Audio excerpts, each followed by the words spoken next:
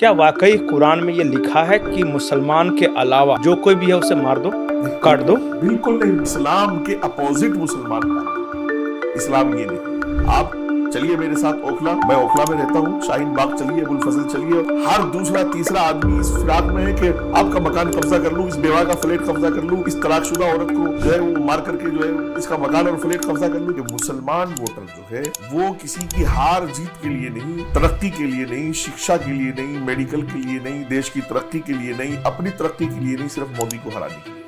मुसलमान को आरएसएस और विश्व हिंद परिषद को गालियां देकर के वोट करना है, मुसलमान को मोदी जी को गालियां देकर के, योगी जी को गाली देकर के वोट करना है। नमस्कार। इस देश में हाल के दिनों में कुछ मुद्दे बहुत गरमाए रहे। महाराष्ट्र का चुनाव हुआ, ऐसा लगा जैसे मस्जिदों से फतवे जारी हो रहे हैं। बाकायदा प्रेस कॉन्फ्रेंस किया गया और एक तरह से लगा कि वॉर क्राई है दो धर्मों के बीच। उससे पहले भी वक्फ बोर्ड का मामला हो, सीए एनआरसी का मामला हो, ऐसा लगा कि इस देश में हिंदू और मुसलमान दो ध्रुवों में बटे हुए हैं और हर हिंदू हर मुसलमान को भगाना चाहता है, मारना चाहता है, सताना चाहता है, और हर मुसलमान सिर्फ गजवाए हिंद के लिए या अपने धर्म के लिए या हिंदुओं के खिलाफ है। अगर आप मीडिया को देखेंगे तो ऐसा ही लगेगा, पर क्या वाकई ऐसा है? हमारे साथ एक बेहद खास मेहमान है, मुफ्ती वजाहत कासमी साहब। ये इस्लामिक स्कॉलर हैं, ये इस्लाम के बारे में ही जानते हैं और भारत से बहुत प्यार करने वाले इंसान हैं। वजाहत साहब आपको बहुत बहुत शुक्रिया। सभी को आदाब, सलाम। चलिए करंट से शुरू करते हैं। महाराष्ट्र के चुनाव हुए और पहली बार शायद मेरे याद से पर्सनल लॉ बोर्ड के बैनर तले एक प्रेस कॉन्फ्रेंस किया गया। उससे पहले भी जो उलेमा काउंसिल है उनके मांगों को लेकर, उनके फतवे को लेकर चर्चा हुई और मस्जिदों से कई मौलानाओं ने फतवा जारी किया। ऐसा लगा कि डेमोक्रेटिक लोकतंत्र का चुनाव न होकर कोई हिंदू मुसलमानों के बीच वर्चस्व की होड़ है। क्या कहेंगे ऐसे नुमानी साहब हों या फिर जो इस तरह के मुस्लिम स्कॉलर हों या फिर जो हिंदू पक्ष थे, जो लोग इस तरह का कॉल दे रहे थे?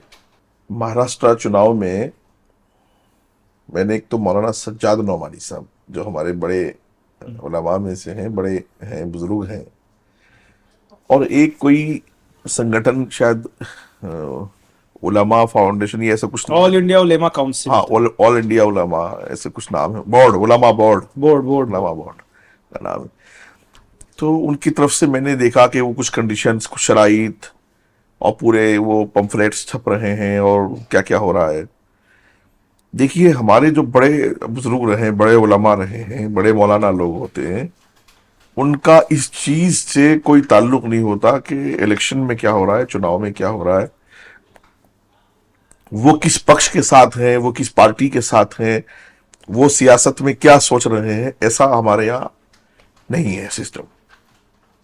मैंने इस बार ये देखा कि महाराष्ट्र चुनाव में कई मौलाना लोग और कई ऐसे संगठन जो पहले से नामचीन भी नहीं थे, लोग जानते भी नहीं थे, अचानक से सामने आए और वो कांग्रेस को सपोर्ट करते रहे। लेकिन मैं आपको एक चीज याद दिलाऊंगा,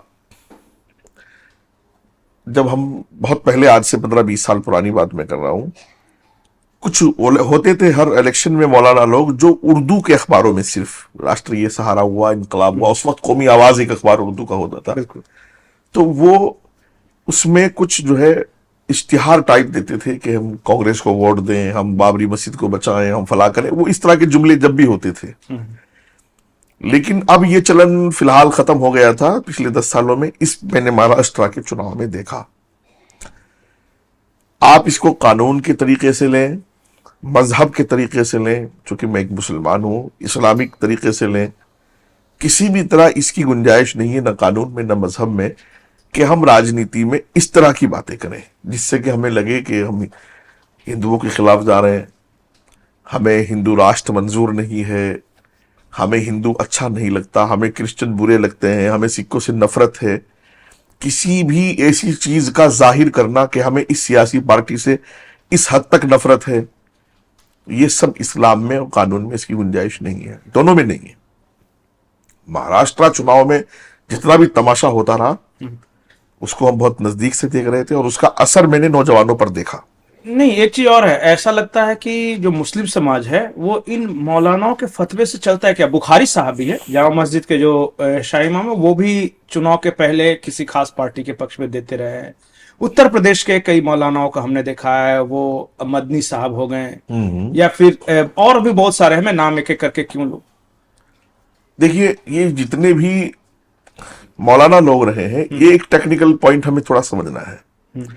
शाही इमाम से लेकर के मदनी साहब तक ये सब कांग्रेस या कांग्रेस की बी टीमें, समाजवादी रही है या बिहार में लालू रहा हो या झारखंड में और दूसरी छोटी मोटी कोई पार्टियां रही हो या महाराष्ट्र में एनसीपी और वो रहे हो शरद पवार साहब के जो भी रहे हो, मैंने ये देखा है कि ये उन्हीं को सपोर्ट करते हैं, कांग्रेस या कांग्रेस की बी टीम में। और जाहिर सी बात है मुसलमान जाता भी उधर ही है, क्योंकि मुसलमान को बीजेपी के खिलाफ वोट करना है, मुसलमान को आरएसएस और विश्व हिंद परिषद को गालियां देकर के वोट करना है, मुसलमान को मोदी जी को गालियां देकर के और योगी जी को गाली देकर के वोट करना है, तो मुसलमान उधर ही जाता है। तो उन पार्टियों को ऐसा लगता है कि इन मौलानाओं ने वोट दिलाया है, और ये मौलानाओं भी, इन मौलानाओं को भी ऐसा लगता है जैसा कि ये सारा वोट हमारे कहने से ट्रांसफर हुआ, जबकि वोटर का मन भी पहले से, चूंकि मुस्लिम वोटर जो है, मैं इसको बारहा कह चुका हूं और आज मैं आपके यहां भी बहुत जिम्मेदारी के साथ कह रहा हूं कि मुसलमान वोटर जो है वो किसी की हार जीत के लिए नहीं, तरक्की के लिए नहीं, शिक्षा के लिए नहीं, मेडिकल के लिए नहीं, देश की तरक्की के लिए नहीं, अपनी तरक्की के लिए नहीं, सिर्फ मोदी को हराने के लिए वोट करता है, सिर्फ बीजेपी को हराने के लिए वोट करता है। अच्छा मुफ्ती साहब, एक चीज जो मेरे मन में आ रहा है, जी, जब से हम पैदा हुए, मेरी उम्र 40 साल के 40 साल से ऊपर ही है, मैं शुरू से देख रहा हूं 1980 से मुसलमान सिर्फ बीजेपी को हराने हराने हराने के लिए वोट दे रहा है, और फिर मैं देख रहा हूं बीजेपी बढ़ती जा रही है, बढ़ती जा रही है, बढ़ती जा रही है। जब हराने के लिए वोट दे रहा था तो 2 सीट भी थी, फिर 80 सीट भी आई हराने के लिए, तब भी वोट किया। बाबरी मस्जिद का जो हुआ था उसमें वो भी हराने के लिए वोट किया, और उसके बाद से लगातार हराने के लिए वोट कर रहा है। एक बार कभी ख्याल नहीं आता है कि चलो एक बार साथ होके देखते हैं क्या होता है? जैसे कि एक पीढ़ी 2 पीढ़ी आखिर होगा ना, कभी तो ये ख्याल किसी के जहन में आया होगा कि ठीक है, हम विरोध करके हमने देख लिया, नहीं रोक पा रहे हैं, एक बार साथ होके देख लेते हैं क्या होता है इसका असर। देखिए मेरे भाई, भारतीय जनता पार्टी 2 सीटों से आज बहुमत पर तीसरी बार प्रधानमंत्री आली जनाब मोदी जी हैं, और बहुत लंबा जमाना मुसलमान ने इस तरह की राजनीति की है, और उससे भारतीय जनता पार्टी को मिटाने की कोशिश करते रहे, वो बढ़ती मतलब 50 साल के आसपास हो गए विरोध करते करते। फिर भी मैं आपको 1-2 मिसालें ऐसी दूंगा कि जो बहुत आला जर्फ की मिसाल है, बहुत टॉप क्वालिटी की। इन सब के बावजूद बहुमत की सरकार बनी और मोदी जी ने कहा कि सबका साथ, सबका विकास, सबका विश्वास। माइनॉरिटी मिनिस्ट्री के बजट से लेकर के हज के कोटे तक और एमयू के बजट से लेकर के जामिया तक सब कुछ नॉर्मल चलता रहा, बल्कि बढ़ोतरी होती रही।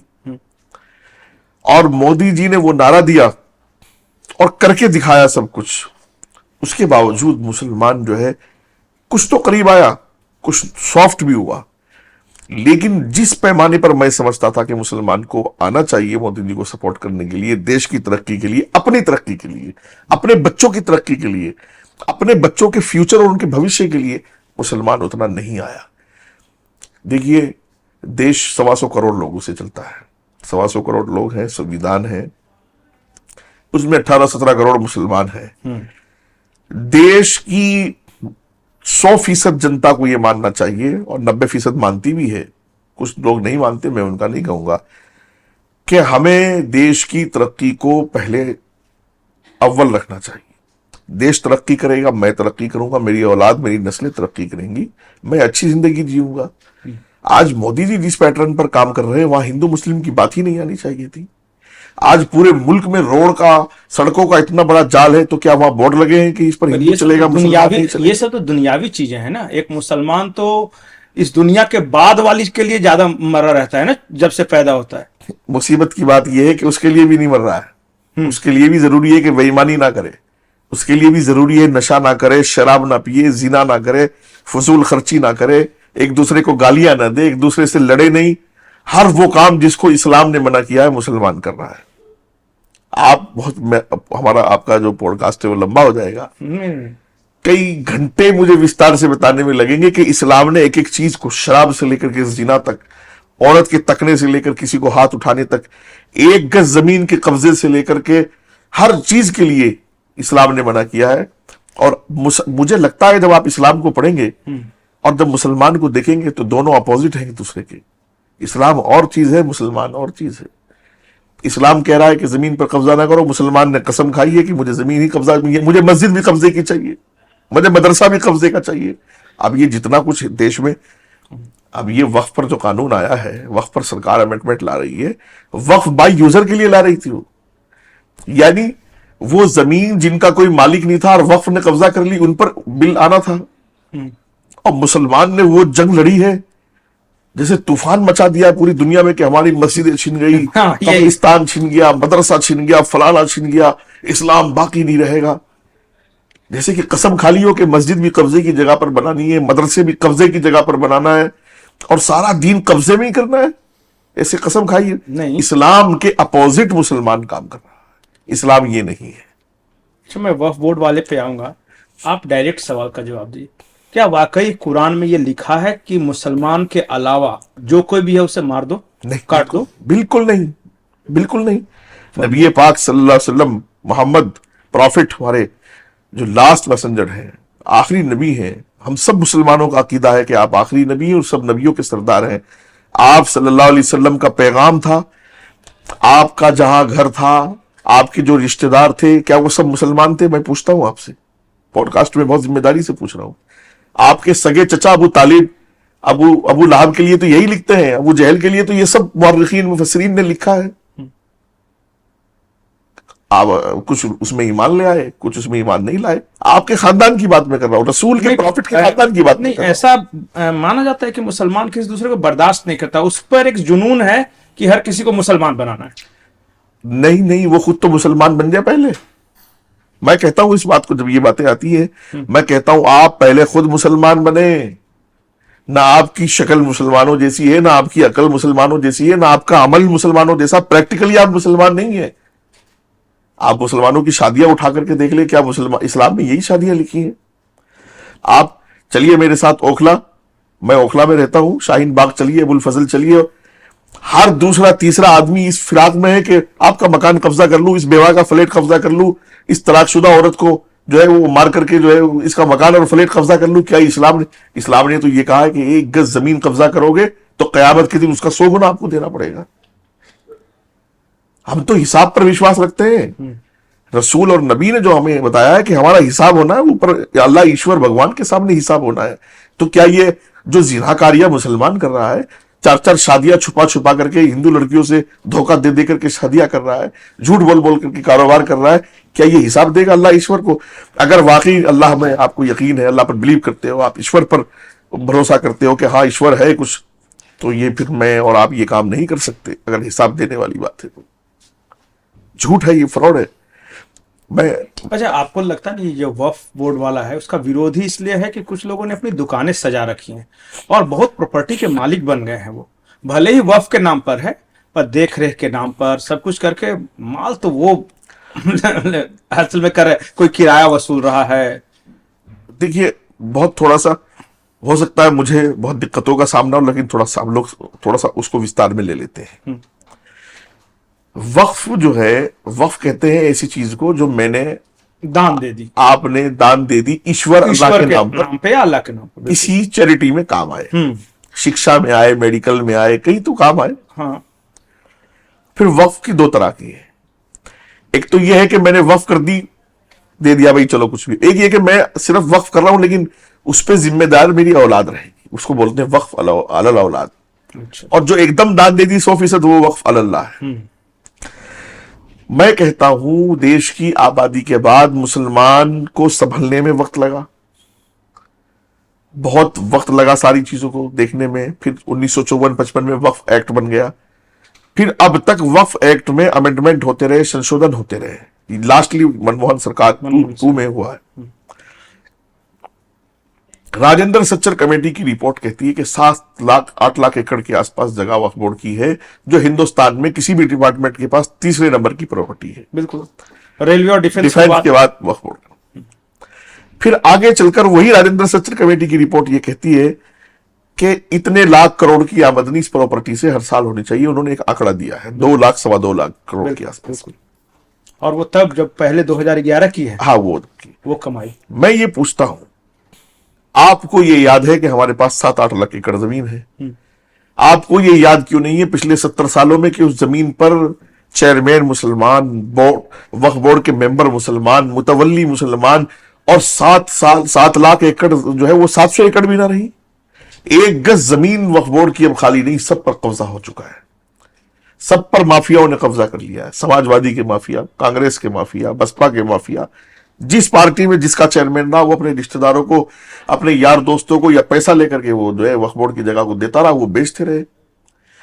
आपने 70 सालों में ओवैसी कहां थे? 70 सालों में मदनी लोग दोनों कहां थे?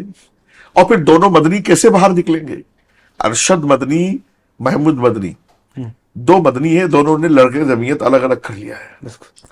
दोनों के आईटीओ पर एक का ऑफिस इधर है, पुलिस हेडक्वार्टर के बराबर में, एक का ऑफिस इधर है। दोनों दिल्ली वक्फ बोर्ड की जगह में है। 100 साल का मुसलमानों का संगठन, दोनों का ऑफिस जमीयत उलमा हिंद, दोनों महमूद मदनी, अरशद मदनी, दोनों का ऑफिस दिल्ली वक्फ बोर्ड की जगह में है। अगर मैं झूठ बोल रहा हूं तो मेरे ऊपर केस कर दे, मैं साबित कर दूं। एक बात, ये 70 सालों में मुस्लिम संगठन जब मुसलमानों के हितैषी थे तो कांग्रेस तो इनकी पार्टी थी, उसके लिए वोट देने की अपील करते थे। कांग्रेस तो इन्हीं का सब कुछ थी, समाजवादी इन्हीं का सब कुछ थी। क्यों नहीं इन लोगों ने पार्लियामेंट में या सरकार पर दबाव बनवा करके अपनी जमीनें खाली करवा करके उसका सही इस्तेमाल किया? अब सरकार, अच्छा मैं एक चीज और बीच में थोड़ा सा, मैं ताकि गलतफहमी दूर ना हो, गलतफहमी दूर हो जाए, गुमराही ना हो। सरकार जो अब वक्फ बाय यूजर की बात कर रही है, इस बिल में यह भी अमेंडमेंट सरकार ने किया है कि एक, ये मेरा मोबाइल है, मैंने आपको गिफ्ट किया तो ही तो ये गिफ्ट हुआ ना। बिल्कुल। अब ये मुझे सड़क पर पड़ा हुआ मिल गया तो ये अब गिफ्ट नहीं है। जिस प्रॉपर्टी का कोई मालिक ना हो, जिसको किसी ने दान ना किया हो, और उसको भी आपने बोर्ड में जो है कब्जा करके रख लिया, उसको वक्फ बोर्ड की जमीन बचा लिया, सरकार उसकी बात कर रही थी। और उसमें भी अमेंडमेंट किया सरकार ने कि वक्फ बाय यूजर में भी, यानी जो प्रॉपर्टी दान की ना गई ऐसे कब्जा कर ली गई हो, उसमें भी अगर कोई कब्रिस्तान बन गया होगा, मस्जिद बन गई होगी, मदरसा बन गया होगा, कोई खानका बन गई होगी, तो सरकार उसको छेड़ेगी नहीं। ये कानून में अमेंडमेंट है, इसमें 2024 में भी। तो भी शोर मचा रहे। अव्वल तो इस्लाम ये कहता है कि जो प्रॉपर्टी आपकी है नहीं, मेरी प्रॉपर्टी को आप कैसे दान करेंगे? बताइए मुझे जरा। मैं अपनी प्रॉपर्टी का दान करने का खुद जिम्मेदार हूं, या आप अपनी प्रॉपर्टी को दान करेंगे? मैं आपकी प्रॉपर्टी कैसे दान करूं? जिस प्रॉपर्टी का कोई मालिक ही नहीं है, आपने उसको दान भी कर लिया जबरदस्ती, और वक्फ बोर्ड में भी लिख लिया है। बहरहाल इस बोर्ड के साथ पिछले 70 सालों में करप्शन की इंतहा, माफियाओं के कब्जा करने की इंतहा, और फिर मैं कहता हूं इतने लाख एकड़ जमीन है। अगर आप कौम की इतनी एक बाल बराबर भी हमदर्दी थी, 70 सालों में ओवैसी ने, अरशद मदनी ने, फला मदनी ने, किसी मदनी ने, किसी मुस्लिम संगठन ने, मुस्लिम पर्सनल लॉ बोर्ड ने, भाई मुस्लिम पर्सनल लॉ बोर्ड आज तो कहता है हम जेल भरेंगे। कभी सोचा कि इतने लाख एकड़ जमीन है, लाओ इन मुसलमान बच्चों बच्चियों के लिए स्कूल कुछ बना दें, इन यतीम विधवाओं के लिए कुछ हॉस्पिटल बना दें, इन यतीम विधवाओं के लिए कुछ जो है वो नर्सिंग होम बना दें, इन बच्चों के लिए जिनके लिए ये दान की गई है, अगर ये मुस्लिम संगठन चाहते 20% भी उसका इस्तेमाल करते तो आज मुसलमानों की ये हालत ना होती जो अभी हालत बनी हुई है। सिर्फ इनको जिद जो है वो मोदी से और बीजेपी हुकूमत से है कि अगर वो सुधार लाना चाह रही है तो वो सुधार नहीं होना चाहिए। बस 70 सालों में खाया, खाने में शरीक रहे, खिलाने में शरीक रहे, अब सुधार नहीं होना चाहिए। बस ये लड़ाई ये लड़ रहे हैं। मतलब कुल मिला के ये धंधा है कुछ लोगों के लिए और बिजनेस है। हाँ, वो जमीन कब्जाने का बिजनेस बोल सकते हैं, या फिर बोल सकते हैं उससे जो आय हो रही है उसको कब्जा, उस पैसे की का झगड़ा। इसमें एक पॉइंट हम और जोड़ेंगे। जब हम लाखों एकड़ जमीन के मालिक हैं तो हमें दूसरों के टुकड़ों पर पलना चाहिए कि हमें अपने टुकड़े दूसरों को देने चाहिए। मुझे आप साबित करो, मेरा चैलेंज है पिछले 70 सालों में, देश की आजादी से या जब से वक्फ बोर्ड बना है और आज तक मेरा चैलेंज है, किसी भी स्टेट के या सेंट्रल सरकार के किसी भी बोर्ड को अगर स्टेट गवर्नमेंट ने या सेंट्रल की गवर्नमेंट ने उनको ग्रांट नहीं दी तो अपने नौकरों को वक्फ बोर्ड तनख्वाह भी नहीं दे पाया। दिल्ली में पिछले 10 महीनों की तनख्वाह इमामों को नहीं मिली है क्योंकि सरकार ने ग्रांट नहीं दी।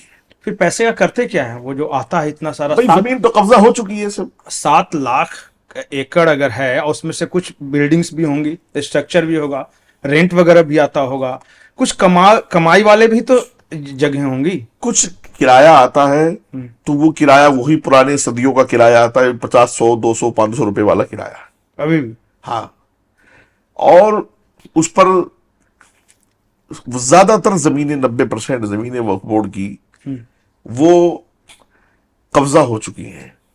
मैंने बताया है कि वक्फ बोर्ड के चेयरमैन को, मुतवल्लियों को इन्होंने रिश्तेदारी निकाली। अच्छा, जिन्होंने कब्जा किया है वो भी विरोध कर रहे होंगे? नहीं, असल तो वही विरोध कर रहे हैं। वक्फ जब बोर्ड मेरा वक्फ बोर्ड से कोई लेना नहीं देना नहीं, ना मैंने दिया है वक्फ बोर्ड को, ना लेना है वक्फ बोर्ड से, तो मैं क्यों विरोध करूंगा?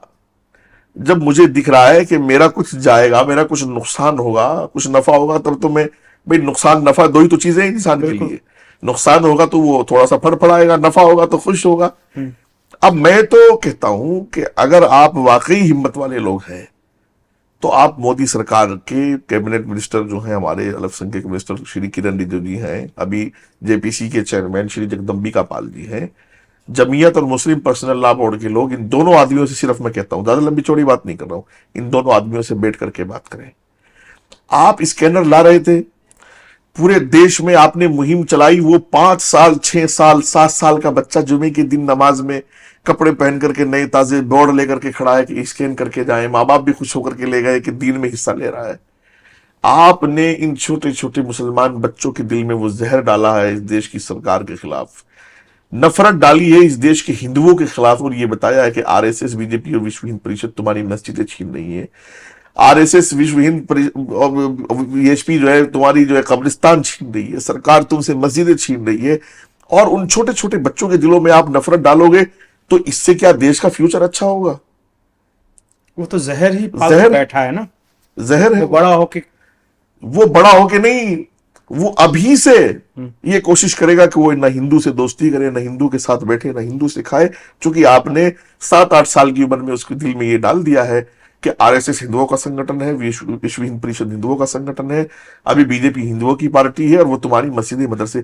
आप ईमानदारी से बताओ कि आपने क्या सरकार से ये बात करने की कोशिश की कि ये अमेंडमेंट किस तरह का है? अगर आप ईमानदार होते तो जो अमेंडमेंट सरकार कर रही थी वो आप अमेंडमेंट लेकर के उसका उर्दू में, हिंदी में ट्रांसलेशन करा करके एक कैप लगाते हर मस्जिद के सामने और उसको वहां रख देते और लोगों से कहते कि ईमानदारी से जिसको हिंदी आती हिंदी में पढ़ ले, जिसको उर्दू में आता है उर्दू में पढ़ ले, जिसको इंग्लिश में आता है इंग्लिश में पढ़ ले, और फिर अपनी राय इस स्कैनर पर दे दो, और ये ईमानदारी है। लेकिन आपने फोर्स किया, वो माँ बहनें जो घरों में रोटियां पका रही थी, सब्जियां काट रही थी, उनसे मोबाइल लिए। ओवैसी के संगठन के रजाकार बराबर ये काम कर रहे थे, घर घर जाकर के। उन माँ बहनों को पता भी नहीं मेल कैसे होता है, मेल खुलता कैसे है, मेल किया कैसे जाता है उनके नाम पे, लेकिन वो मोबाइल तो घर घर में सबके पास है, बस उनसे मोबाइल लिया और मेल कर दिया, और वो भी खुश कि हम तो अपनी मस्जिदों को बचाने के लिए मेल कर रहे हैं। मेरी सीधी सीधी माँ बहनें वो भी खुश, कब्रिस्तान को बचाने के लिए। ये बताया गया उनको, भाई जेपीसी के मेंबर, जेपीसी के वो मेंबर, मुस्लिम मेंबर पार्लियामेंट, ओखला के एक इलाके में गए, समाजवादी के एक मेंबर पार्लियामेंट ओखला के इलाके में गए, मस्जिद में तकरीर की कि तुम्हारा सब कुछ छिन जाएगा। जब जेपीसी में इस तरह के लोग बैठे हैं और एक मेंबर ऑफ पार्लियामेंट, एक लोकसभा का सदस्य जो हमारे लोकतंत्र के मंदिर का सदस्य है, वो ये बात करेगा तो फिर देश, और फिर इल्जाम भी सारा विश्व हिंद परिषद पर है, इल्जाम भी सारा मोदी जी पर है, योगी जी पर है कि इन्होंने आग लगाई है, इन्होंने नफरत फैलाई, अपने गिराबान में झांकते नहीं है। नौमानी साहब किस तरह की बातें कर रहे हैं, खालिद सैफुल्ला किस तरह की बातें कर रहे हैं, अरशद मदनी ने यहाँ हजारों लोगों को जमा करके आर पार की जंग का ऐलान किया। हाँ, और एक वो महमूद प्राचा कोई है वकील, अरे बस वो तो मुझे लगता है कि शायद उनको इलाज की जरूरत है, दिमाग के कहीं अच्छे डॉक्टर को दिखाना चाहिए। एक चीज और है कि पता नहीं, मुझे लगता है या बाकी सारे लोगों को भी लगता है कि इस देश में अगर इतने कम संख्या में जैन हैं, बौद्ध हैं, क्रिश्चियन हैं, सिख हैं, उन्हें कोई समस्या नहीं है। ये मुसलमानों को ही हर जगह क्यों समस्या रहती है, चाहे इंग्लैंड हो, फ्रांस हो, और कहीं नहीं तो अरब में एक दूसरे के खिलाफ समस्या है, बांग्लादेश की समस्या देखिए। समस्या कहाँ है वाकई? वाकई हिंदुओं में समस्या है क्या? और अगर हिंदुओं में समस्या है तो सिर्फ भारत में होनी चाहिए थी। देखिए, हिंदू एक शांत कौम है। हिंदू तो हम सब हैं, हम सब भारतवासी हिंदू हैं, वो क्रिश्चियन हो, सिख हो, हाँ, जैन हो, बुद्धिस्ट हो, हिंदू तो हम सब हैं। बात है सनातन की। सनातन के लोग इंतहाई शांति, इंतहाई, मैं समझता हूं कि पीस और मोहब्बत और प्यार का रास्ता अपनाने वाले लोग हैं। और जितनी बला है, आप सीरिया में, यमन में, बगदाद में, इराक में, ईरान में और बांग्लादेश में तो बिल्कुल मेरे और आपके पड़ोस में नंगा नाच हुआ है। देख ही रहे हैं। प्रधानमंत्री भी मुसलमान थी, वो पार्टी भी मुसलमानों की थी, देश भी मुसलमानों का था, आर्मी भी मुसलमानों की थी। क्या नंगा नाच हुआ है? परेशानी हिंदुओं से नहीं है, ना परेशानी सिखों से है, ना क्रिश्चियन से है, ना यहूदी से है। मुसलमान को परेशानी अपने आप से है। सुधारना अपने आप को नहीं है, इस्लाम के रास्ते पे अपने आप को नहीं लाना है, अच्छा और सच्चा मुसलमान अपने आप को नहीं बनाना है। तो प्रॉब्लम फिर हिंदुओं में नजर आएगी, सिखों में नजर आएगी, क्रिश्चियनों में नजर आएगी। 100 करोड़ से ज्यादा हिंदू क्या कर सकता है? अकबरुद्दीन ओवैसी ने सनातनियों के देवी देवताओं राम जी और राम जी की मां के लिए टिप्पणी की। ये कहा कि 15 मिनट के लिए पुलिस को हटा लो, हम क्या कर देंगे। कितने मौलाना है वो, मैं सबके नाम नहीं लूंगा, जो रात दिन देवी देवताओं को न जाने किस तरह करके भाई तौकीर रजा साहब को देख लीजिए, बोल रहे हैं कि उतर जाएंगे सड़कों पे तो कत्लेआम मचा देंगे, ये कर देंगे। और यहाँ का 100 करोड़ हिंदू तमाशा देख रहा है खामोशी के साथ, चूंकि वो चाहता है कि देश अपना है। बहुत कुर्बानी देकर इस देश को यहां तक लाया गया है, बहुत ही जानों की, माल की, हर तरह की कुर्बानी देकर के देश को यहां तक लाया गया है। तो वो चाहता है कि इस देश की एक फूल की पत्ती भी जाएगी तो उसको तकलीफ होगी, इसलिए वो खामोशी से बैठा है। ना खामोशी हिंदुओं की कमजोरी है, ना खामोशी हिंदू को ये समझिएगा कि उनका खून नहीं खोलता है, ना ये समझिएगा कि वो धार्मिक नहीं है। सिर्फ उन्होंने देश के लिए अपनी कुर्बानी दे रखी है। और ऐसा शरीफ मुसलमान भी जिसने देश के लिए कुर्बानी दी है, जो ये सारी दीवारें मिटाना चाहते हैं, वो चुप है। अब देखिए, मैंने जब मोदी सरकार आ रही थी तो मैंने मुसलमानों से ये अपील की पूरे देश में जा करके कि भाई आप सिर्फ इसको एज ए सरकार देखें। हमारे देश के प्रधानमंत्री हैं, हम सबके लिए सम्मानित हैं, हम एज ए सरकार इनके साथ जुड़ करके काम करें। मेरी माँ, बहन, परिवार, वो बायकाट, वो गालियां जो हम जिंदगी में उसका तस्वुर ही नहीं, लिखने और पढ़ने में नहीं आएंगी। अभी वक्फ अमेंडमेंट बिल का जब शुरुआत हुई तो मैंने मीडिया में कहा कि भाई थोड़ा सा हम लोग देख लें, बिल को आने दें। अभी तो बात चल रही है, शुरुआत भी नहीं हुई है। बिल आ जाए, हम देख लें। हम भी देशवासी हैं, सरकार हमारी भी है, जिस सभी की है, 125 करोड़ लोगों की। हम सरकार से अपनी बात रखेंगे कि साहब हमें यहां तंगी हो रही है, हमें यहां थोड़ा बदलाव चाहिए, बात करनी चाहिए। इस पर मेरे साथ जो हुआ, मेरे परिवार के साथ जो हुआ, वो मेरे और आपके दिमाग से बाहर की बातें हैं। बहरहाल, हम सब के लिए देश सर्वोपरि है, देश प्रथम है। मैं तो मुबारकबाद दूंगा मोदी जी को, मुबारकबाद दूंगा योगी जी को, मोदी जी और योगी जी की टीम को, कि देश में लॉ एंड ऑर्डर, देश की तरक्की, हर चीज से बहुत बड़ा दिल है मोदी जी का। आप ये सोच लीजिएगा, बहुत बड़ा दिल है। पिछले 10-12 सालों में प्रधानमंत्री रहते हुए और 12-13-15 सालों में मुख्यमंत्री रहते हुए उन्होंने सब देखा है।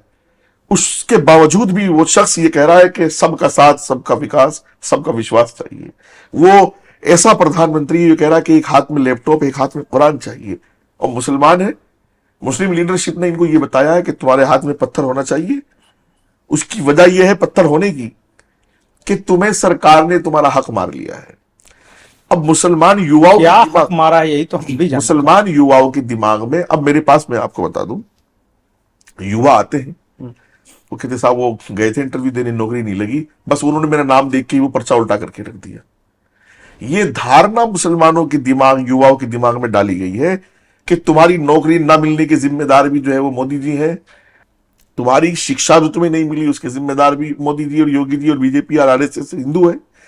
ये बताया गया कि तुम्हारी बदले की नौकरी, तुम्हारे बदले की शिक्षा, तुम्हारे बदले का सब कुछ जो है वो मोदी जी और योगी जी और आरएसएस और बीजेपी खा गई है, और इसलिए तुम जो है वो निकम्मे हो। ये नहीं बताया कि 70 सालों में हमने तुम्हारे जो अपनी जमीर को बेच करके तुम्हारे साथ धोखा किया है, इसलिए तुम। अच्छा, इस हिसाब से तो जहां पे बीजेपी की सरकारें नहीं है वहां तो ज्यादा बेहतर नौकरी मिलनी चाहिए थी। अगर तेलंगाना में या फिर कर्नाटक में, तमिलनाडु में धड़ाधड़ मुसलमानों को अरे नौकरी भाई, हम मिलती यही है। कैलकुलेट कर लेते हैं। और सबसे ज्यादा बेरोजगारी गुजरात में होना चाहिए था मुसलमानों को। हम यही कैलकुलेट कर लेते हैं। मोदी जी गुजरात के सीएम रहे, मुझे दुनिया का एक देश बताइए कि जहां गुजराती बड़ा कारोबारी नहीं।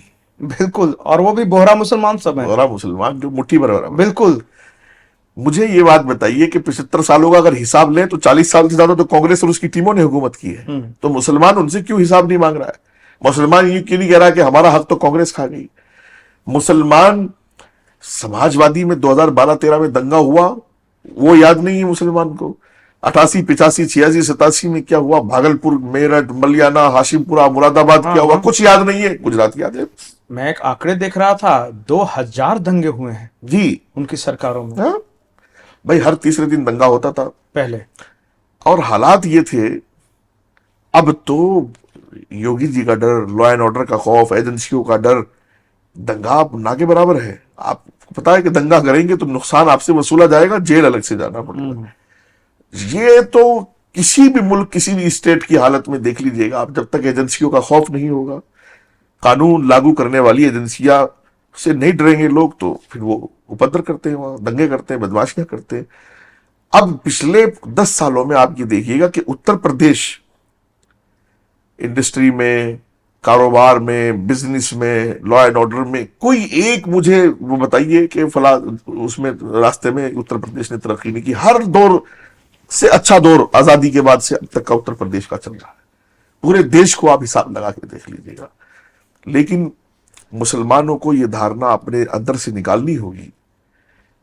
अपनी काबिलियत, कलाम साहब की काबिलियत थी तो वही अटल बिहारी वाजपेयी और वही मुरली मनोहर जोशी और वही लाल कृष्ण अडवाणी थे ये कहने वाले कि देश का राष्ट्रीयपति कलाम है। उनको पैर छू के प्रणाम करते हुए विद्यार्थियों को, हजारों, और उसमें सारे विद्यार्थी थे, कलाम हिंदू विद्यार्थी थे, वो अब एपीजे अब्दुल कलाम सर का पैर छू के प्रणाम करते थे। देखिए, कोई कलाम बने तो सही। अगर ये चाहते हैं कि मोदी जैसा राष्ट्र के लिए कुर्बानी देने वाला ऐतिहासिक इंसान बुरहान वानी को सपोर्ट करे तो मर तो सकते हैं, ऐसा नहीं होगा।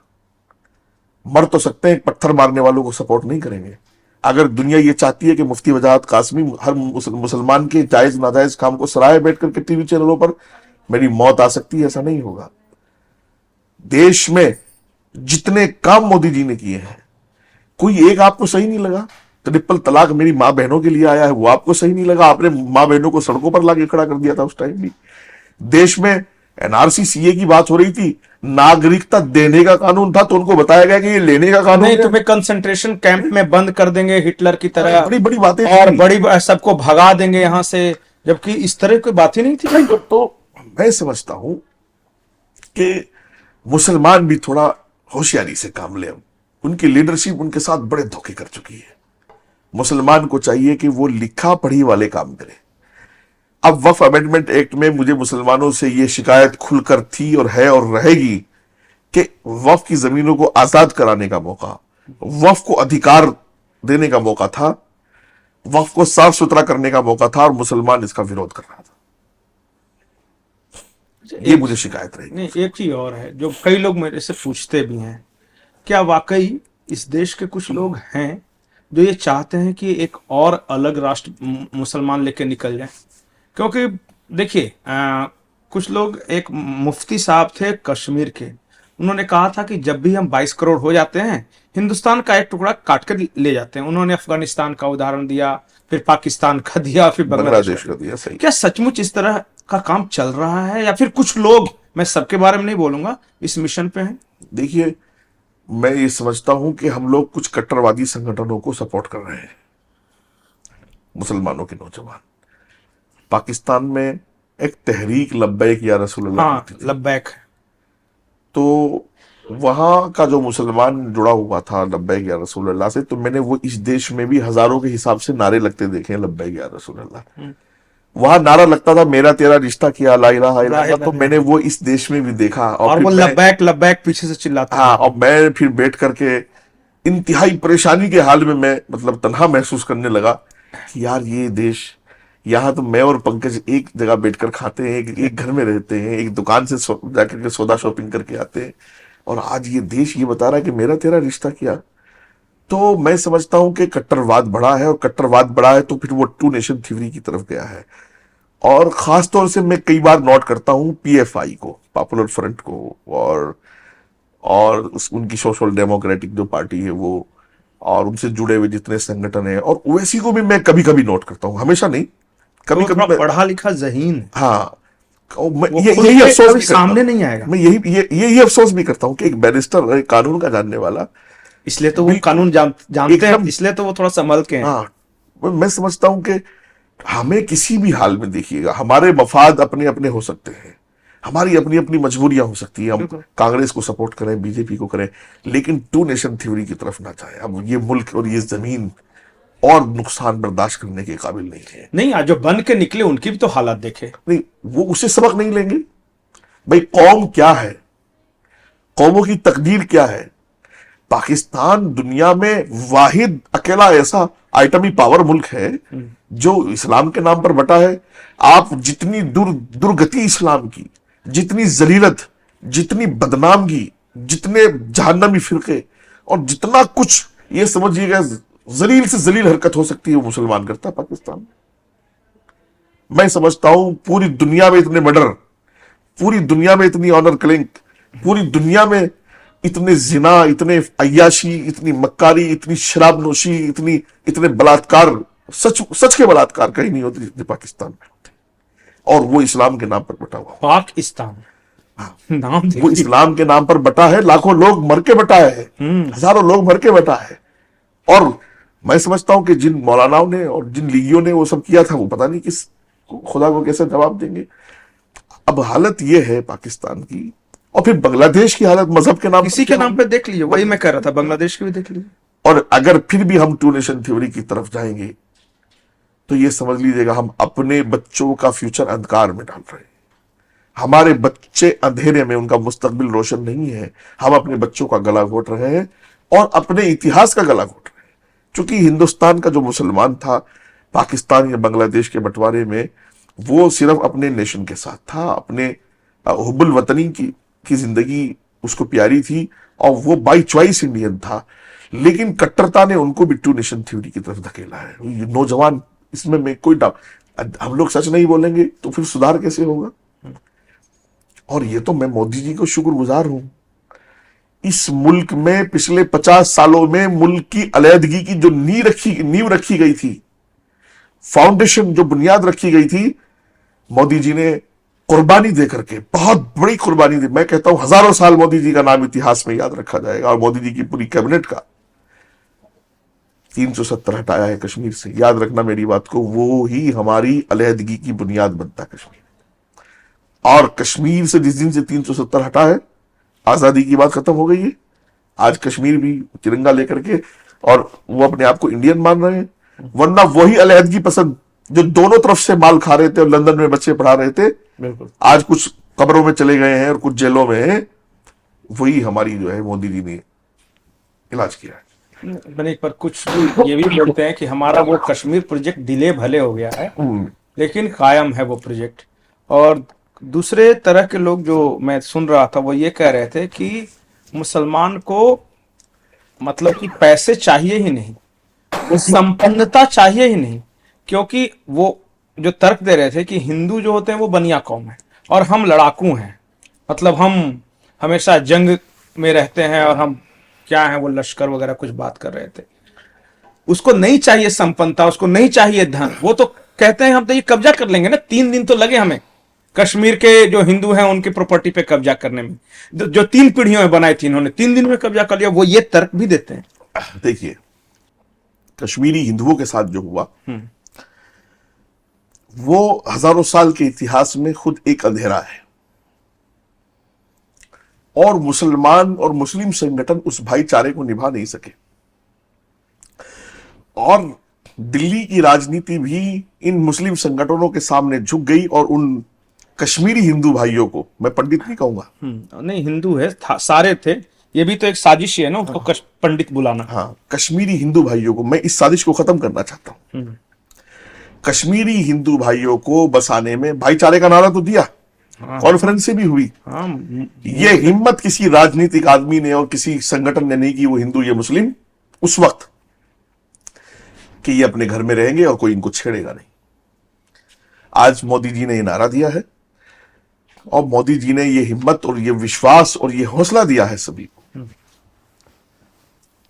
कि वो वापस जाकर रह भी सकते हैं। और आज कश्मीर इंडिया का कश्मीर है, 100 के 100% इंडिया का, भारत का कश्मीर कल भी था और आज भी है।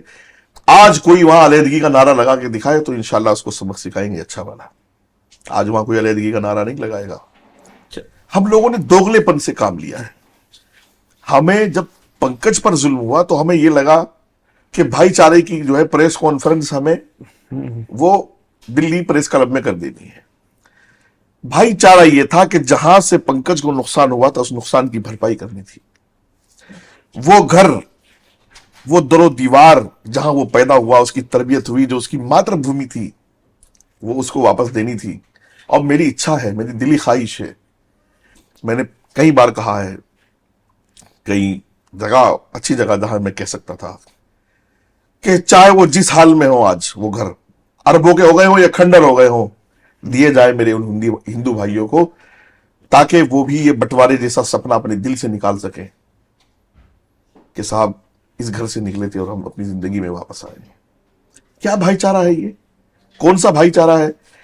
कश्मीरी चाहता है कि पूरे हिंदुस्तान में बसे और जो हिंदू निकले थे वो वापस ना जाए। ये कौन सा भाईचारा है? इसको तो मैं भाईचारा नहीं कहूंगा, ये तो चीटिंग है। आप भाईचारे की बात कर रहे हैं, मैं एक ख्वाब की बात कर रहा हूं जो कि हिंदुस्तानी भी देख रहे हैं, अरब के मुसलमान भी देख रहे हैं। वो ये है कि पीओके और गिलगिट बाल्टिस्तान अगर हमारे साथ आता है तो जो पुराना सिल्क रूट है व्यापार का, वो काराकोरम दर्रे से वो खुलेगा, अफगानिस्तान होते हुए सऊदी अरबिया, सऊदी अरबिया होते हुए यूरोप जाएगा। वो पूरे इलाके, पूरा जो रोड प्रोजेक्ट जो है उसमें संपन्नता बढ़ेगी। आपको निकट भविष्य में लगता है कि गिलगिट बाल्टिस्तान या पीओके जो है ऐसे या तो माहौल बने और फिर वो भारत के साथ आए, जो वो रास्ता खुले? अभी तो क्या है ना, ब्लॉक है बीच में। देखिए, भारत अपने बहुत खुश माहौल और खुश मतलब अच्छे अंदाज में और अच्छी तरक्की की तरफ गामजन है। और भारत एक ऐसा इसी चीज में विश्वास करने वाला मुल्क है जो पूरी दुनिया को अपना कुटुंबा मानता है। बिल्कुल, इंसानियत को एक कुटुंब मानता है और सनातन की यही मूल भाषा है और इसी भाषा का तो सबने फायदा उठाया। बिलोचिस्तान में क्या हालात हैं, पाकिस्तान में बिलोचिस्तान के साथ क्या हो रहा है, वो दुनिया देख रही है। भारत अपनी कुछ चीजों से निपटा है। मुझे पता नहीं क्यों मेरा दिल कहता है, देखिए पॉलिसी तो मुझे बहुत ज्यादा नहीं पता है, बहुत मैं फॉरेन पॉलिसी के बारे में बहुत बड़ा जानकार नहीं हूं, लेकिन मेरा दिल कहता है कि विश्वास मुझे है कि ये काम भी अल्लाह, ईश्वर, भगवान, अल्लाह ताला मोदी जी से ही लेगा कि ये सारा अखंड भारत पूरा हो। और मैं चाहता हूं, अच्छा, अखंड भारत को लेकर बहुत कंफ्यूजन है। कई लोगों को लगता है कि भारत जाके कब्जा कर लेगा पाकिस्तान पे या पीओके पे या ईरान तक कब्जा कर लेगा और सब भारत में मिल जाएंगे, यही है अखंड भारत। हम लोगों ने दरअसल इस चीज पर विश्वास ज्यादा किया है कि अगर मैं गुनाह कर रहा हूं और सामने वाला कोई गुनाह कर रहा है, वो मुसलमान है, उसका गुनाह छुपा लूं, और एक हिंदू गुनाह छोटा सा कर रहा है उसको उभार दूं। पाकिस्तान की आवाम में मैंने देखा, आवाम में आज भी भारत को लेकर के जो सम्मान है, जो मोहब्बत है, अल्लाह की कसम हिंदुस्तान का मुसलमान पता नहीं क्या और क्यों और क्या सब सोच रहा है, मुझे नहीं पता। मैंने पाकिस्तान के हजारों सैकड़ों इंटरव्यू देखे और मैं आपको भेज दूंगा व्हाट्सएप पर। वहां की औरतें, वहां की महिलाएं, वहां की बेटियां, वहां के बेटे मोदी जी की तारीफ करते हैं और भारत को सम्मान करते हैं। और वो कहते हैं कि हमें दुनिया में शादी करने का मौका मिले तो लड़कियां कहती हैं हम भारत जाएंगे। आप देख लीजिएगा उठा करके सोशल देख मीडिया। रहे हैं ना कि वो संपन्न भी हो रहे हैं, अच्छी जिंदगी जी रहे हैं, उन्होंने झेला है, इसलिए वो इस चीज की वैल्यू समझ रहे हैं। हो सकता है हिंदुस्तान का मुसलमान इसलिए नहीं समझ रहा हो कि अभी तक वो तकलीफें नहीं झेली है ना, जो कि एक बलूचिस्तान का या खैबर पख्तूनख्वा का जो मुसलमान झेल रहा है। तो मैं समझता हूं कि एक दिन ऐसा आएगा कि अवाम का एक रेला होगा और मोदी जी की क़यादत होगी और ये अखंड भारत का सपना भी हमारा पूरा होगा और हम उस तरफ जा रहे हैं। पाकिस्तान के दिमाग से ये गलतफहमी मोदी जी ने निकाल दी है कि कश्मीर का दोबारा नाम नहीं लेगा। नहीं, अब तो वो गॉन केस हो गया। हाँ, और जितने वो अखबार में यूएनए में जाकर के बदमाशियां करते थे जितने मुल्क, तो वो सब चुप रहेंगे। और जिसको ये आजाद कश्मीर कहते हैं, असल तो वो पाक की कब्जा की हुई कश्मीर है। बहुत बुरे हालात से वो कश्मीरी गुजर रहा है, मुझे जानकारी काफी है वहां के बारे में। बहरहाल हम लोग जो है ऐसा विश्वास करते हैं कि भारत जो है वो एक दिन दुनिया में मोदी जी की क़यादत में सुपर पावर। देखिए, मैं कुछ चीजें हम लोग ना छोटी छोटी भी नोट कर लेते हैं। जब हम देखते हैं रूस और यूक्रेन की जंग चल रही थी, पूरी दुनिया जो है वो अमेरिका की तरफ नहीं मोदी जी की तरफ देख रहे थे कि मोदी जी क्या कहेंगे। और मोदी जी ही दुनिया में एक ऐसे ताकतवर नेता थे जिन्होंने रशिया और यूक्रेन दोनों के राष्ट्रपति को कहा कि भाई इस जंग को रोको। फिलिस्तीन और इसराइल के मसले में बहुत खुल करके प्रधानमंत्री जी ने फिलिस्तीनियों की मदद भी की है, और इसराइल में जो कुछ हुआ उसको भी गलत कहा है, और फिलिस्तीन में जो कुछ हुआ उसको भी गलत कहा है। हम लोग एक तरफा जा रहे थे, दोनों तरफ का कॉन्फिडेंस हासिल है भारत को। हाँ, और हम लोग क्या चाहते थे? हम लोग ये चाहते थे कि इसराइल में जो यहूदी मरा है वो जायज है, और फलस्तीन में जो बच्चे मरे हैं या जो मुसलमान मरा है मोदी जी के ये बुरा। ये सिर्फ बोले, एक तरफ बोले। लेकिन वो देश के प्रधानमंत्री है भाई, वो एक कायद है, एक लीडर है, और इस वक्त वो भारत के लीडर नहीं है। मैं आपको मिसाल दे दे के समझा रहा हूं। ईरान में और जितनी भी बदमाशियां कई मुल्कों में आपस में हो रही है, वो सब देख रहे हैं मोदी जी की तरफ के मोदी जी का नजरिया। अमेरिका के चुनाव में चुनाव हो रहा है, लोग मोदी जी की तरफ देख रहे हैं। तो मोदी जी अब पूरी दुनिया की एक ऐसी लीडरशिप वो भर के आए, और एक अजीब गरीब तमाशा भी है इसमें। कोई मजहब के नाम पर लड़ रहा है, कोई रंग के नाम पर लड़ रहा है, कोई अपना क्षेत्र फैलाने के लिए फैला देंगे। मात्र दुनिया में एक ऐसा चेहरा मोदी जी का है जो सबके लिए शांति का दूत बने हुए हैं, जो सब चाहते हैं कि मोदी जी हमें आकर के बताएं और आइडिया दें और बातचीत करें। मोदी जी एक ऐसे लीडर बनकर पूरी दुनिया के लिए उभरे हैं जो किसी धर्म, किसी रंग, किसी क्षेत्रफल और किसी ऊपर नीचे की कोई लड़ाई नहीं लड़ करके सबको एक सम्मान। और पूरी दुनिया में दो धाराओं में बट गई है पूरी दुनिया। एक वो विचारधारा है जो आतंकवाद की है, और एक वो विचारधारा जो आतंकवाद के खिलाफ है। जो आतंकवाद के खिलाफ है उस विचारधारा को पूरी दुनिया में मोदी जी जो है। इसी से जुड़ा सवाल है, जब मैं सुनता हूं मोदी जी को या राष्ट्रीय स्वयंसेवक संघ के सर संचालक है, वो कहते हैं कि दुनिया में अस्थायी शांति अगर कायम हो सकती है तो भारत के तरीकों से हो सकती है। उन्होंने कहा कि इतने दिनों से यूरोपियन तरीका, अमेरिकन तरीका हमने देखा, रशिया हो गया, दो वर्ल्ड वॉर हुए, लेकिन फिर भी अस्थायी शांति नहीं आई। एक बार भारत का तरीका अपना कर देखे दुनिया। मैं तो कहूंगा कि पूरे देश के लिए गुरु समान जो है मोहन भागवत जी को भी कई बार सुनता रहता हूं, हमेशा जब भी उनका कोई आता है, और मोदी जी को भी हमेशा मैं सुनता हूं। आप इसको थोड़ा सा नजदीक की मिसाल से समझिएगा। भारत में 100 करोड़ से ज्यादा सनातन के लोग हैं। सिख बहुत कम है, मुसलमान हिंदुओं के बाद सबसे ज्यादा मुसलमान है, फिर सिख हैं, जैन हैं, बुद्धिस्ट हैं, पारसी हैं। कुछ धर्म तो ऐसे हैं जो यही शुरू यही खत्म यही है। बिल्कुल 100 करोड़ सनातनियों ने अपनी हथेली पर फूल की तरह उनको रखा है। किसी को तकलीफ नहीं, न जैन, क्या कोई पारसी, क्या कोई सिख, क्या कोई बुद्धिस्ट, क्या कोई जैन, क्या कोई मुसलमान।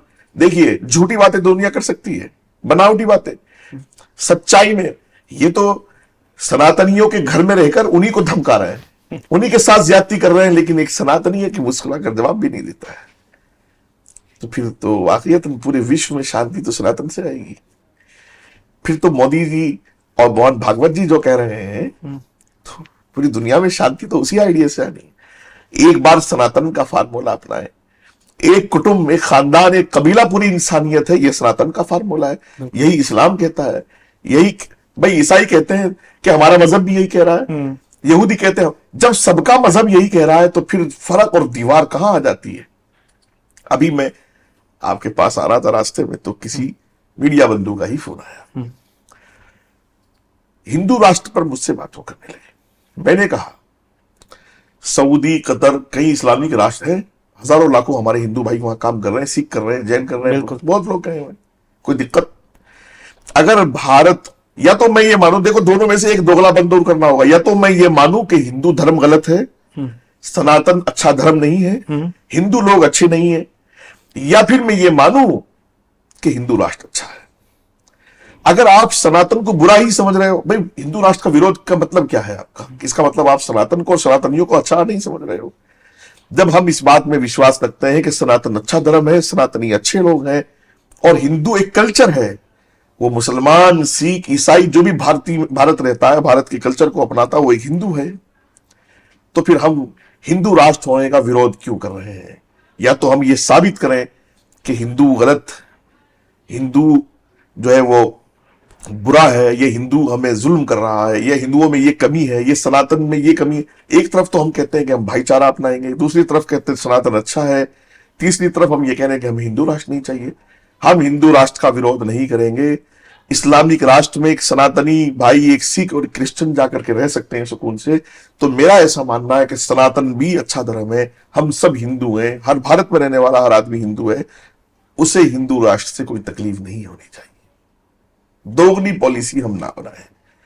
मैं हमेशा से कहता हुआ आया मुसलमान लीडरशिप को, खासतौर से पर्सनल लॉ बोर्ड को, मैं अब भी कहूंगा कि सुप्रीम कोर्ट ने अगर किसी साधु साध्वी को छोड़ दिया है किसी केस में, तो सुप्रीम कोर्ट आजकल आरएसएस चला रहा है, ये बताएंगे। मंदिर के लिए फैसला देंगे तो विश्व हिंदू परिषद चला रहा है। और अगर किसी मौलाना को, किसी जो है सीमी के आदमी को छोड़ दिया तो कहेंगे हमें सुप्रीम कोर्ट से इंसाफ मिला है। मैं कहता हूं यार, ये थोड़ा तराजू मत लगाओ मेरे भाई, एक ही तराजू रखो। साध्वी को भी इंसाफ मिला है, मौलाना को भी इंसाफ मिला है, और सुप्रीम कोर्ट जो कर रहा है, अकबरुद्दीन ओवैसी को भी जमानत मिली है उसी कोर्ट से। वो मैं कह रहा हूं कि वो हमें दोहरे पैमाने, दोहरे मापदंड नहीं रखने चाहिए। हमें एक राष्ट्र है हमारा, और इस एक ऐसा राष्ट्र है, पूरी दुनिया में अशांति है, इराक में, कुवैत में, बगदाद में, आप दुनिया में कहीं जाइए असमंजस की स्थिति है भाई। सीरिया, फिलिस्तीन और सारे मुल्क वो जहां जंग चल रही हो क्या हालात होंगे। सऊदी जैसा अमन पसंद मुल्क जो अपने आप को कहता बिल्कुल खामोश बैठा हुआ, वो भी तंग है, वहां के हुक्मरान भी सो नहीं रहे। भारत दुनिया में एक ऐसी स्थिति में है अभी भी कि फूल की तरह खिला हुआ है, जहां हर वर्ग, हर जाति के लोग चैन से सो रहे हैं, कोई परेशानी। और हमारी आर्मी पूरे जज्बे के साथ, पूरी जद्दोजहद के साथ हमारी सुरक्षा में वो तैनात। हमारे योगी जी और सॉरी मोदी जी, और फिर जो है भारत के हमारे जो सब जितने भी लोग हैं जो राष्ट्र में विश्वास करने वाले लोग हैं, वो राष्ट्र के लिए 24 घंटे अवेलेबल और एक दूसरे को निभा करके चल रहे हैं। तो हम ये दोहरी बातें ना करें। हमें लगता है कि हमें बात करनी चाहिए तो राजनीति पर रोटियां न सेक करके डायलॉग करना चाहिए। मोहन भागवत जी भी मिलते हैं, प्रधानमंत्री जी भी मिलते हैं, अमित शाह जी भी मिलते हैं, फोन भी सबके पास है, मेल भी सबके पास है। ठीक है, मैं मिले बात करें, ये सब मानता हूं। आखिरी सवाल की ओर मैं आता हूं। अगर कोई ये कहे कि भारत के मुसलमान सनातनी मुसलमान हैं, भारत के हिंदू सनातनी हिंदू हैं, और क्या इस देश के मुसलमान ये मानेंगे कि हिंदू से बेहतर पड़ोसी पूरी दुनिया में उन्हें नहीं मिलेगा? देखिए, इसको मैं, भारत में जो मुसलमान है उसको दो तरीके में आप रखिएगा। एक मुसलमान है जो आयातित मुसलमान है, जो बाहर से ट्रांसपोर्ट होके आया है, ठीक है। उसमें सादात हैं, मुगल हैं, शुयूख हैं, हाँ, अशराफ जो 15% वाले। हाँ, और एक मुसलमान है परिवर्तित मुसलमान, यहीं का है, उसका डीएनए, उसका कल्चर, उसकी भाषा, भूषण, सब चीजें वो यही के हैं, उसका खान पीन यही का है। वो परिवर्तित, वो जैसे भी हुआ, मैं इस पर बात नहीं करूंगा। उसमें जाट है, गुजर है, राजपूत भी हैं, अंसारी, हर समाज में है, नाई है, धोबी है, सब है। उसके बावजूद ऐसा जकड़ा लिया है वक्त ने कि वो आयतित मुसलमान, जमीयत, दारुल, दरगाहें, खानकाहें, तबलीगी जमात, अजमेर शरीफ, फलाना, जितना भी मैं कहूं लंबा लिस्ट है, सब पर अशराफ का कब्जा है।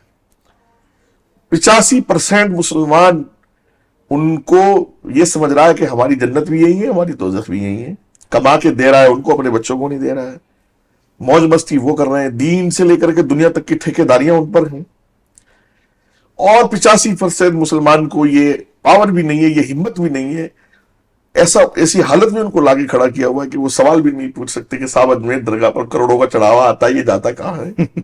साहब तबलीग में जो है वो जाते हैं लोग, वहां क्या कर रहे हैं? जमीयत वाले इतना मोटा चंदा कर रहे हैं, वो क्या कर रहे हैं? कोई पूछने वाला नहीं है। बहरहाल जो 85% मुसलमान है वो परिवर्तित है, उसका डीएनए भारतीय है, वो सनातनी है, पक्का सच्चा भारतीय है। मुसलमान हो गया लेकिन रस्मो रिवाज अभी इंडियन ही है। इंडियन। हाँ, जो ये रस्म रिवाज अलग भी है। परसों एक दोस्त के यहाँ शादी थी, हम्म। वो मेरे पास से आए, जल्दी उठ के जाने लगी। कहा जाओगे कि साहब भाग में जाना है? तो मैं बहुत देर हंसा रुखसत करते हुए उनको। हाँ, मैंने कहा यार तू मुसलमान को भात का कहां से तस्वर आया? पता चला कि पूरी दुनिया का मुसलमान भात नाम की चीज जानता नहीं, ये सनातनी परंपरा है। और आप जब उड़ीसा में जाएंगे, बिहार और बंगाल में जाएंगे, तो हमारी माताएं, हमारी बहनें पता ही नहीं कर सकेंगे आप वो हिंदू है मुस्लिम है, सब साड़ियों में मिलेंगे आपको। बहरहाल सरकारों ने भी हमारे साथ ज्यादती की है। मोदी जी वाहिद प्राइम मिनिस्टर हैं जिन्होंने पसमानदा की बात की है। मैं चाहता हूं कि इन पसमानदा को आगे बढ़ाया जाए। इनके हुकूक की बात भी हो रही है, इनको बहरहाल आगे लाया भी जा रहा है। लेकिन भारतीय जनता पार्टी ने भी वो गलती की है जो और पार्टियां करती थी, ये मैं भी बताऊंगा आपको। भारतीय जनता पार्टी में भी जब पावर देने की बात आई तो किसी अशराफ ही को दी गई है, वो 85% वाले को नहीं दी गई। मैं नाम लूंगा तो फिर वो मेरे पीछे पड़ जाएंगे, तो नाम तो मैं नहीं लूंगा। बड़े लोग हैं ना, उनको जल्दी मौका मिल जाता है। लेकिन मोदी जी ने फिर इस पर नोटिस लिया। योगी जी की जब कैबिनेट 2 बन रही थी तो फिर उन्होंने एक मुसलमान मिनिस्टर वहां भेजा, तो वो जो है अशराफ में से नहीं है। और फिर इसका बाकायदा ध्यान किया जा रहा है।